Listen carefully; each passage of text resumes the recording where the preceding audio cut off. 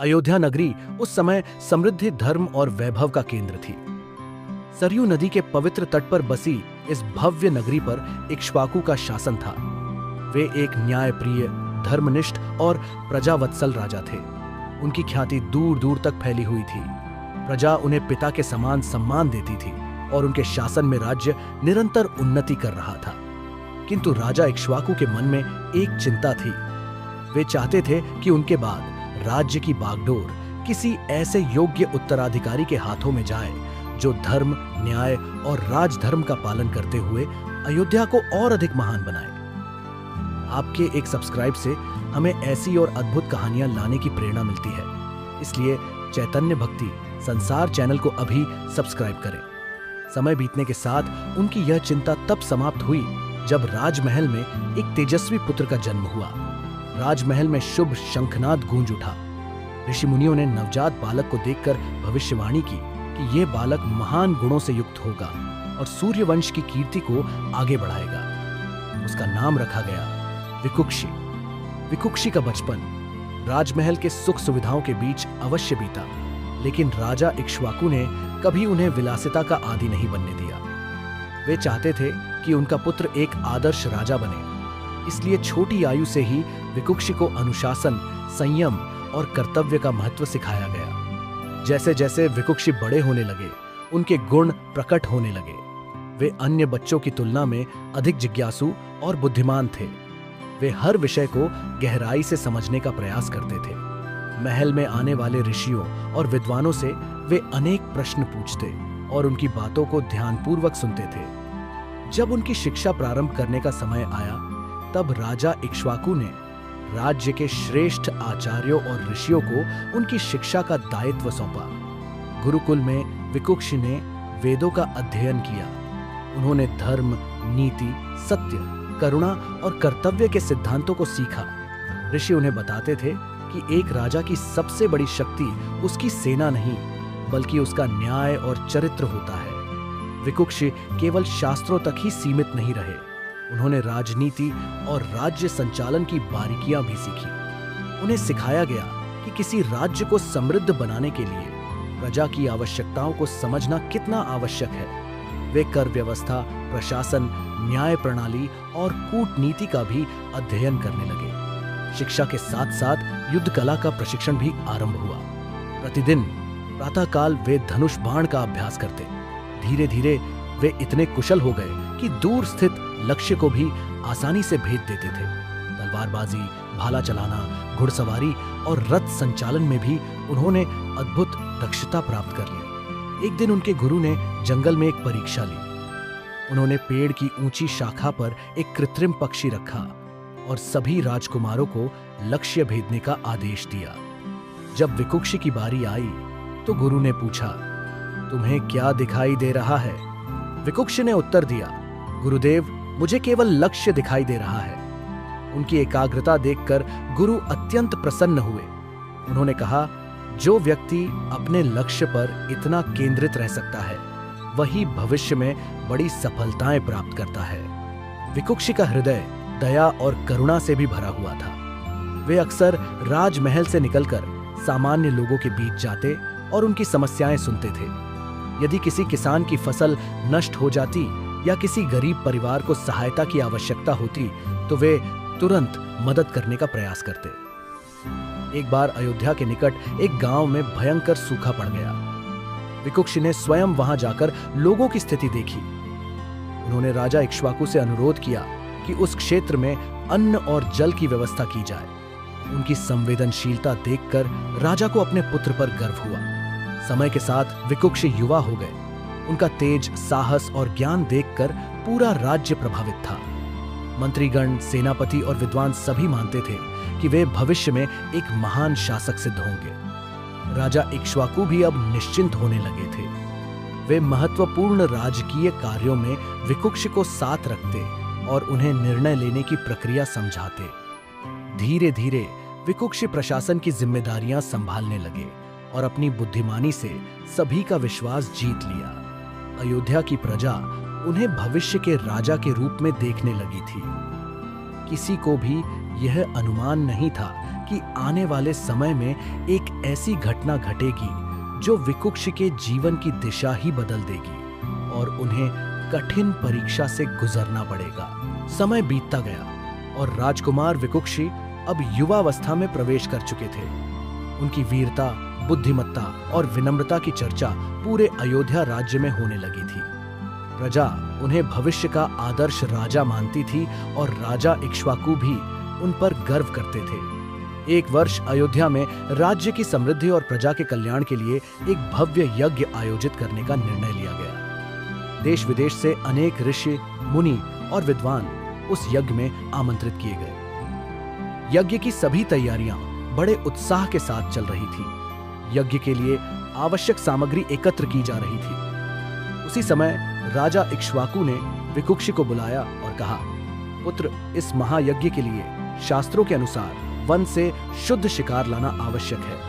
मैं ये महत्वपूर्ण कार्य तुम्हें सौंपता हूं। विकुक्षी ने सिर झुकाकर कहा, पिताश्री, मैं आपकी आज्ञा का पूर्ण पालन करूंगा। अगले दिन प्रातःकाल वे अपने धनुष बाण के साथ वन की ओर निकल पड़े। घना जंगल दूर दूर तक फैला हुआ था। वे कई घंटों तक जंगल में घूमते रहे और यज्ञ के लिए उपयुक्त पशुओं का शिकार करते रहे। सूर्य धीरे धीरे आकाश में ऊपर चढ़ता गया। दोपहर होते होते विकुक्षी अत्यंत थक चुके थे। उन्होंने सुबह से कुछ भी नहीं खाया था। लगातार शिकार और लंबी यात्रा के कारण उन्हें तीव्र भूख लगने लगी। उन्होंने सोचा कि पहले अयोध्या पहुंच जाए, लेकिन भूख इतनी बढ़ चुकी थी कि शरीर कमजोर पड़ने लगा। तभी उनकी दृष्टि एक छोटे खरगोश पर पड़ी जो उनके द्वारा किए गए शिकारों में शामिल था। भूख और थकान के कारण उनका विवेक कुछ क्षणों के लिए डगमगा गया। उन्होंने सोचा, मैंने इतने सारे पशुओं का शिकार किया है, यदि मैं इस एक खरगोश का थोड़ा सा भाग खा लूं तो इससे क्या अंतर पड़ेगा। यही विचार उनके जीवन की सबसे बड़ी भूल बन गया। उन्होंने खरगोश का कुछ भाग खा लिया और फिर शेष शिकार लेकर अयोध्या लौट आए। महल में यज्ञ की तैयारियां पूरी हो चुकी थी।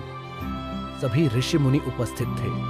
शिकार को यज्ञ सामग्री के रूप में प्रस्तुत किया गया। तभी यज्ञ के प्रधान ऋषि ने ध्यान लगाया और अपनी दिव्य दृष्टि से सामग्री की शुद्धता की परीक्षा की। कुछ क्षण बाद उनके चेहरे पर गंभीरता छा गई। उन्होंने राजा इक्ष्वाकु से कहा, राजन, यह सामग्री पूर्णतः शुद्ध नहीं है। इसमें से एक भाग पहले ही किसी के द्वारा ग्रहण किया जा चुका है, अतः यह यज्ञ के योग्य नहीं रही। सभा में सन्नाटा छा गया। राजा इक्ष्वाकु ने आश्चर्य से पूछा, गुरुदेव, ऐसा कैसे संभव है? ऋषि ने उत्तर दिया, यह शिकार राजकुमार विकुक्षी द्वारा लाया गया है। भूख के कारण इन्होंने एक खरगोश का भाग खा लिया था। इसी कारण यह सामग्री अपवित्र हो गई है। सभी की निगाहें विकुक्षी की ओर उठ गईं। विकुक्षी ने सिर झुका लिया। वे जानते थे कि ऋषि सत्य कह रहे हैं। उन्होंने अपनी गलती स्वीकार करते हुए कहा, पिताश्री, मुझसे भूल हुई है। भूख और थकान के कारण मैं अपने कर्तव्य से विचलित हो गया। राजा इक्ष्वाकु अत्यंत दुखी हुए। उन्हें अपने पुत्र से ऐसी भूल की अपेक्षा नहीं थी। उन्होंने कठोर स्वर में कहा, एक भावी राजा को हर परिस्थिति में अपने कर्तव्य का पालन करना चाहिए। जिसने स्वयं पर नियंत्रण नहीं रखा, वह प्रजा का मार्गदर्शन कैसे करेगा? राजसभा में उपस्थित सभी लोग स्तब्ध रह गए।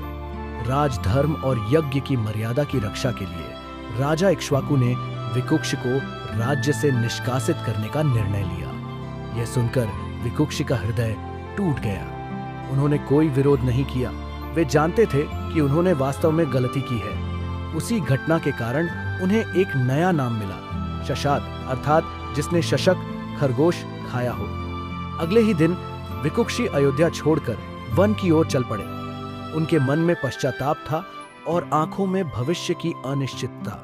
लेकिन उन्हें ये नहीं पता था कि यही वनवास उनके जीवन को बदल देगा और उन्हें एक साधारण राजकुमार से महान राजा बनने की राह दिखाएगा। राज्य से निष्कासित होने के बाद विकुक्ष ने अंतिम बार अयोध्या की ओर देखा, जिस नगरी में उनका जन्म हुआ था, जहां उन्होंने अपना बचपन बिताया था और जहां एक दिन राजा बनने का सपना देखा था। उसी नगरी को अब उन्हें छोड़ना पड़ रहा था। उनके हृदय में गहरा पश्चाताप था। उन्हें अपनी गलती का एहसास हो चुका था। वे जानते थे कि यदि उन्होंने उस समय धैर्य रखा होता तो आज ये दिन नहीं देखना पड़ता।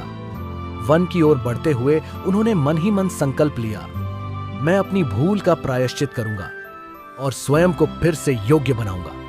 घने जंगलों, ऊंचे पर्वतों और शांत नदियों के बीच उनका नया जीवन आरंभ हुआ। अब न उनके पास राजमहल की सुविधाएं थीं और न ही सेवकों का साथ। उन्हें अपना भोजन स्वयं जुटाना पड़ता था और खुले आकाश के नीचे रात बितानी पड़ती थी। शुरुआती दिन अत्यंत कठिन थे। कई बार उन्हें भूखा रहना पड़ता।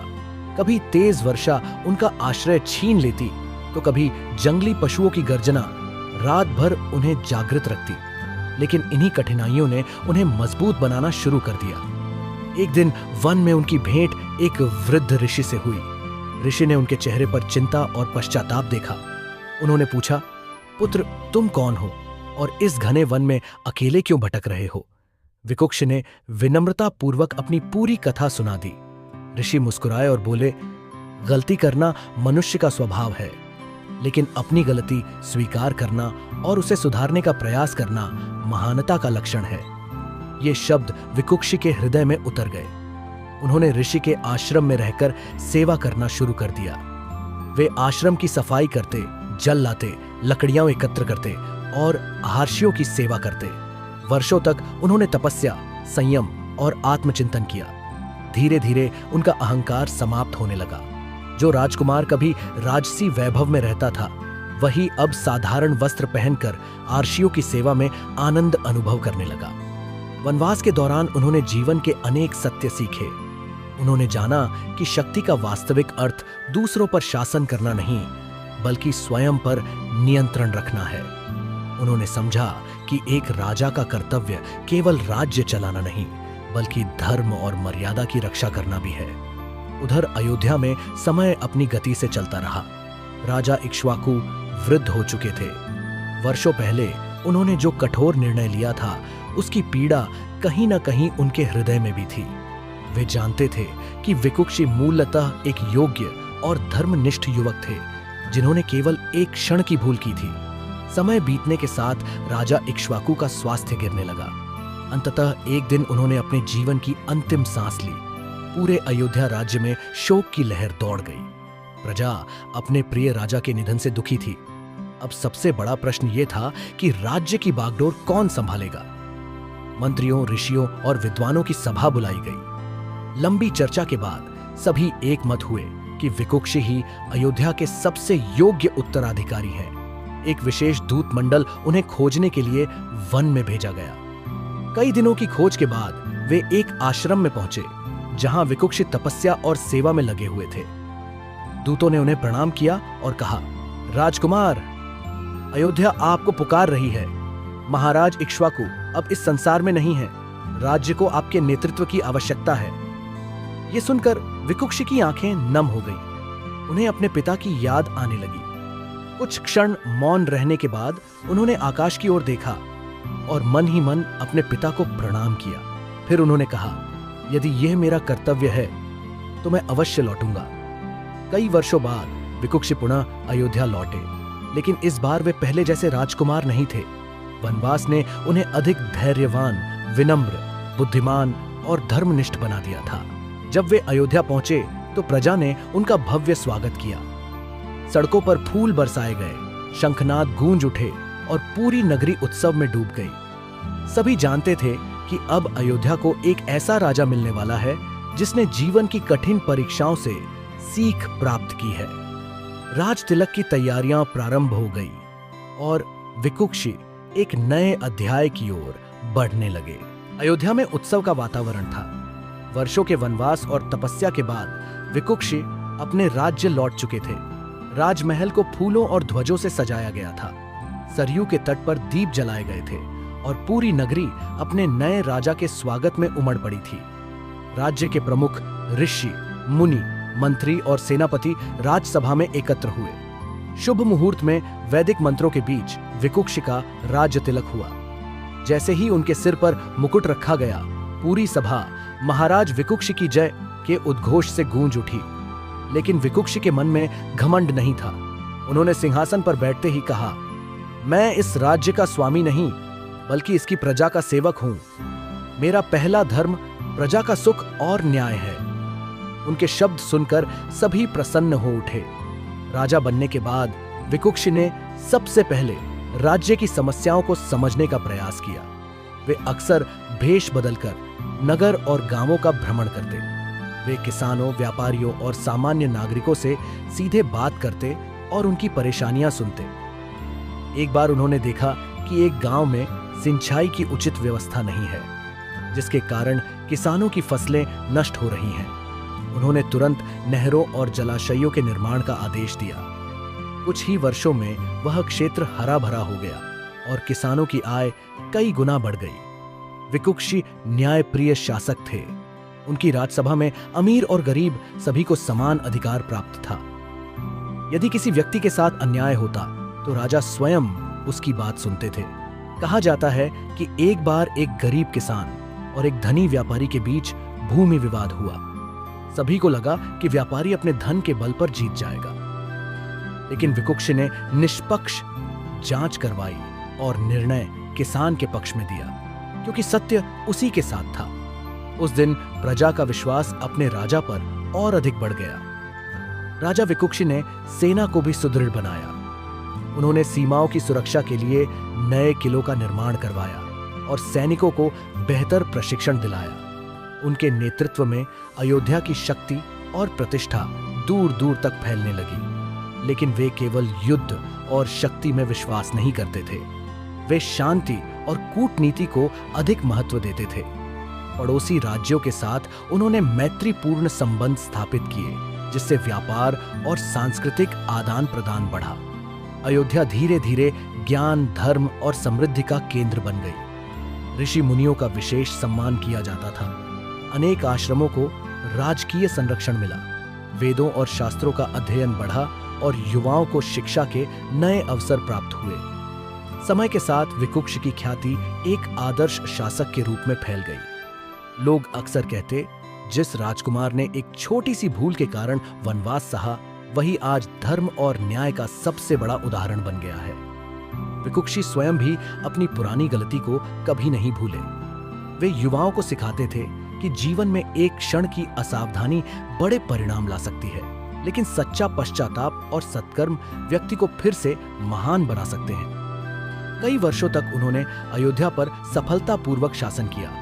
उनके शासनकाल में राज्य सुखी, सुरक्षित और समृद्ध रहा। जब वे वृद्ध हुए, तब उन्होंने अपने पुत्र पुरंजय को राजधर्म और शासन की शिक्षा दी, ताकि सूर्यवंश की गौरवशाली परंपरा आगे बढ़ती रहे। उनके बाद पुरंजय ने सिंहासन संभाला और सूर्यवंश की कीर्ति को नई ऊंचाइयों तक पहुंचाया। आज भी विकुक्षी की कथा हमें यह शिक्षा देती है कि गलती से बड़ा कोई अपराध नहीं, बल्कि गलती से सीख न लेना सबसे बड़ी भूल है। वनवास की कठिनाइयों से गुजरकर आत्म संयम और तपस्या के बल पर विकुक्ष ने सिद्ध कर दिया कि सच्ची महानता जन्म से नहीं, बल्कि कर्मों से प्राप्त होती है। सच्चे सनातनी हैं। हमारे चैतन्य भक्ति संसार चैनल को सब्सक्राइब करें, लाइक करें, शेयर करें और कमेंट में जय श्री राम लिखना बिल्कुल न भूलें। जय श्री राम।